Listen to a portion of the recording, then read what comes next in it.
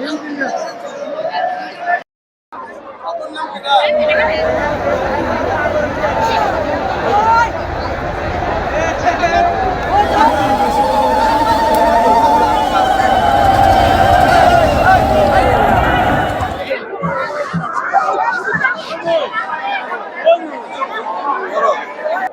মহাপ্রভু অদ্বৈত মহাপ্রভুর মায়ের মনোবাসনা পূরণের জন্য তিনি ফোন করে গঙ্গারে এখানে আনছিলেন। এটাই ধারাবাহিকভাবে চলে আসছে যুগ যুগান্তর ধরে। আমরা বিশ্বাস করছি এখানে গঙ্গা আছেন এবং এই মর্মে কিছু পুণ্য কামাইয়ের জন্য স্নান করার জন্য আসছে। সকাল ভোর 5:53 আমরা শুরু করছি স্নান। আমাদের খুবই আনন্দ উচ্ছ্বাসে স্নান করছি। আমাদের কোনো যায় ঝামেলা আসছে না বা কোনো সমস্যা হচ্ছে না। আমরা খুব ভালোভাবে আমরা স্নান করতে পারছি। ওজন নিয়ে পূর্ণাতীর্থতে আসছি, পূর্ণতীর্থে আসছি পূর্বপুরুষের মঙ্গল কামনার্থে এবং আমার ফ্যামিলি এবং আমার মঙ্গল কামনার্থে পুণ্য স্নান করিলাম।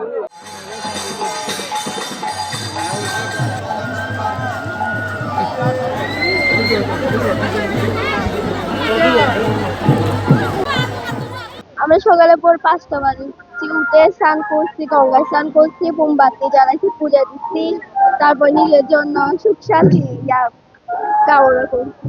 এখানে সবাই গঙ্গা মায়ের সবাই স্নান করেছি এবং সবাই প্রার্থনা করেছি যে সবাইকে যেন ভালো রাখে, সুস্থ রাখে।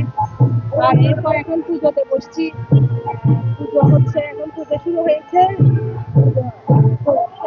আমরা প্রতি বছর এই দিনের অপেক্ষায় থাকি, গঙ্গা পূজা কখন আসবে, এটা বছর একবার আসে। ওই সকালে বারুণী স্নান করছি আর এখানে মঙ্গল কামনা করছি যাতে সবার মঙ্গল হয়, সবাইকে নিয়ে সুখে শান্তিতে থাকতে পারি। আর এখানে অনেক মজা করবো আমরা। সন্ধ্যা এখানে অনুষ্ঠান হবে, আমরা সন্ধ্যা পর্যন্ত থাকবো। আজকে সকাল থেকে শুরু হয়েছে বারুণী স্নান, শিব স্নান এবং এখন পূজা চলতেছে। বিকাল 4টা থেকে 6টার দিকে, সন্ধ্যা 6টার দিকে আমাদের মহানাম যজ্ঞের পূর্ণাহুতি হবে।